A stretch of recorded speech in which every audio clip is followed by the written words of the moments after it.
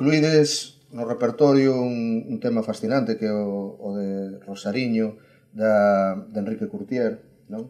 Un músico da saga dos Curtier. Eu tive unha experiencia bastante, bueno, interesante, non? Con os Curtier, que están perfectamente estudiados polos irmáns Cancela, e eles biografaron e contaron un pouco todo o seu repertorio. Pero na casa de Vilancosta, cando estábamos estudiando a Marcel Valladares, vimos unha partitura dun Curtier, dun Juan Curtier, que foi o profesor de violín de Pintos, foi o profesor de violín de Marcel Valladares. É dicir, son personas absolutamente relacionadas con a intelectualidade da época, con grandes personaxes, non é unha familia espectacular, non?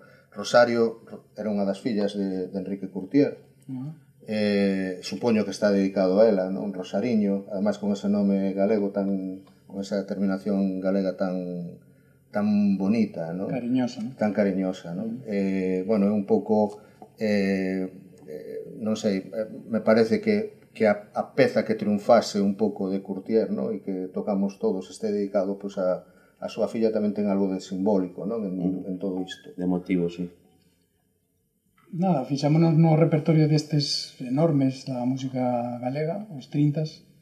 Unha conexión máis, non? Entre esa música académica e a música de gaita. Instrumentos tradicionais, gaita e requinto, escritos cunha brillanteza absoluta por Ricardo Curtier e levados a unha armonía e unha naturalidade moi notable, hasta o punto que o grupo foi un grupo notabilísimo, non? Claro. Fixo xiras en América, o sea, actos realmente moi notables, non?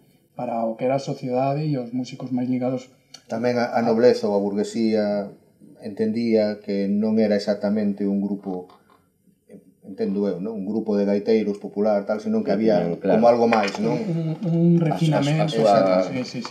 E nada, incluímos este fragmento, e de verdad que non está toda a obra, onde tamén nos atraiu moito o mismo, non? Que con solo 2 instrumentos escritos, claro, era un músico profesional, Curtier, conseguía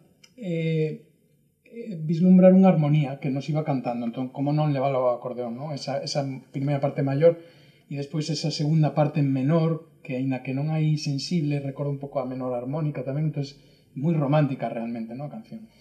E despois eu creo que sucede moito que exemplos destos de directores de banda, non é o caso exactamente, non? Pero posteriores a Curtier, que fixeron pezas inspiradas no folclore ou con ritmos do folclore, hai amoreas.